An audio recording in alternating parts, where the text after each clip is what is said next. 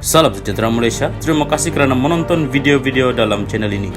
Sebelum kita mula, jangan lupa untuk tekan tombol subscribe, share, like dan komen. Let's go! Salam sejahtera dan salam perpaduan kepada seluruh rakyat Malaysia. Berita seterusnya, Rafizi tepis dakwaan kerajaan pusat tumbang selepas PRN. Berita penuh, Menteri Ekonomi Rafizi Ramli hari ini menepis dakwaan kerajaan pusat pimpinan Datuk Seri Anwar Ibrahim akan tumbang selepas pilihan raya negeri PRN. Secara logiknya, bagaimana perkara ini boleh berlaku selepas pilihan raya negeri? Undi tidak percaya tidak akan berlaku. Lompat parti tidak boleh. Dan sekiranya blok besar meninggalkan kerajaan perpaduan, kerajaan masih kekal, ia numerically difficult, katanya kepada sidang media selepas sesi libat urus Kementerian Ekonomi dan Jabatan Wilayah Persekutuan di Putrajaya hari ini.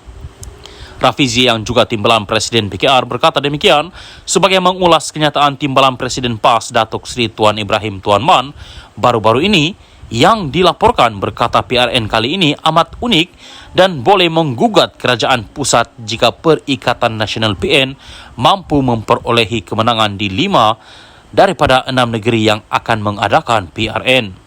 PRN akan berlangsung di 6 negeri iaitu Kelantan, Terengganu, Kedah, Negeri Sembilan, Pulau Pinang dan Selangor.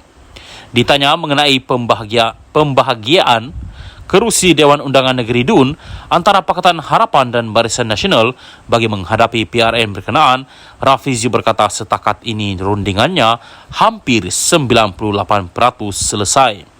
Ada sedikit pertindihan, namun ia akan dimuktamadkan kemudian, katanya lagi.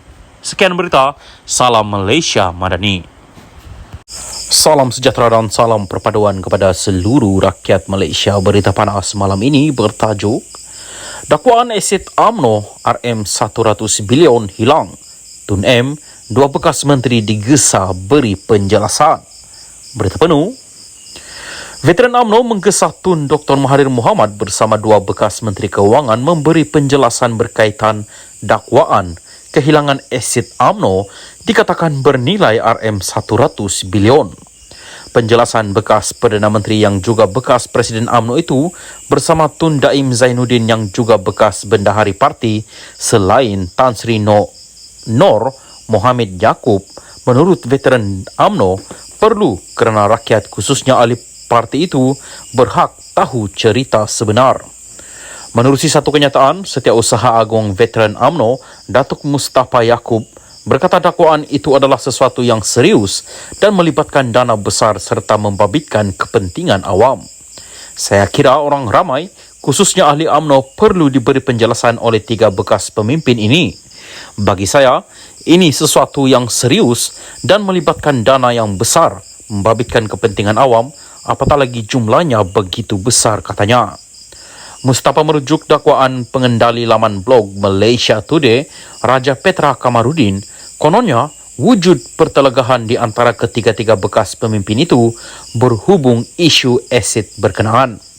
Sudah pasti dakwaan Raja Petra ini sesuatu yang serius. Sekaligus perlukan penjelasan 3 bekas pemimpin UMNO ini kerana isu berlaku ketika era Dr. Mahathir menjadi Perdana Menteri, katanya. Dr. Mahathir menjadi Perdana Menteri keempat dan paling lama berkhidmat bermula 16 Julai 1981 sehingga 31 Oktober 2003. Bagaimanapun, pada 2016, beliau muncul kembali berpolitik apabila menubuhkan Bersatu dan menandingi Barisan Nasional BN. Pada 2018, dalam satu kejutan politik, Bersatu bersama parti-parti sekutunya melalui gabungan Pakatan Harapan PH memenangi pilihan raya umum ke-14 dan pada usia 93 tahun, Dr. Mahathir kembali menarjui negara sebagai Perdana Menteri ke-7.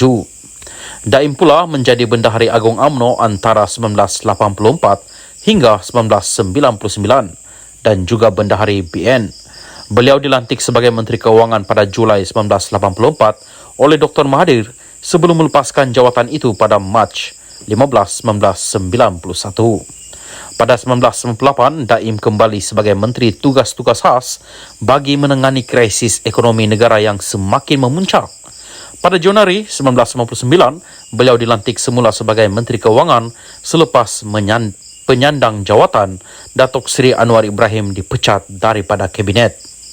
Beliau kemudian meletak jawatan sebagai Menteri Kewangan pada 31 Mei 2001. Nur Mohammed pernah berkhidmat di Bank Negara Malaysia BNM dari 1968 hingga 1994 sebelum dilantik oleh Dr. Mahathir sebagai anggota jawatan kuasa kecil menangani krisis ekonomi negara pada 1998.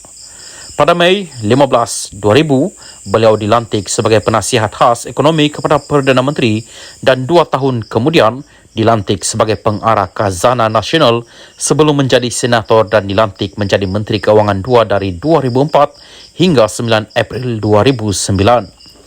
Nur Mohammed bertanding pilihan raya umum 2008 atas tiket Barisan Nasional BN dan menang di kerusi Parlimen Tasik Glugo.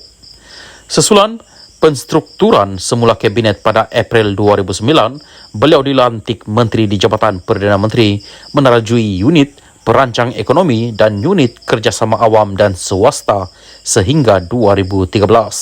Sementara itu, Mustafa berkata, pihak berkuasa berkaitan lain khususnya Suruhanjaya Pencegahan Rasuah Malaysia SPRM juga wajar menyiasat dakwaan sama kerana ia satu tuduhan yang serius. Saya kira ada baiknya jika pihak berkuasa menyiasat dakwaan ini. Jika dakwaan benar, ini bukan satu perkara biasa kerana jumlah nilai asid begitu banyak, katanya. Katanya lagi, isu asid UMNO pernah dibangkitkan ketika Datuk Seri Najib Razak menjadi Perdana Menteri dan juga Presiden UMNO, namun tiada pembongkaran lanjut dibuat.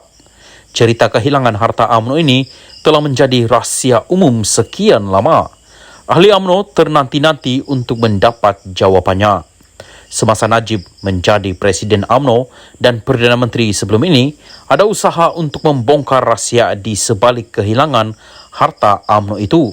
Tetapi Najib tidak bersetuju atas dasar pri kemanusiaan, katanya.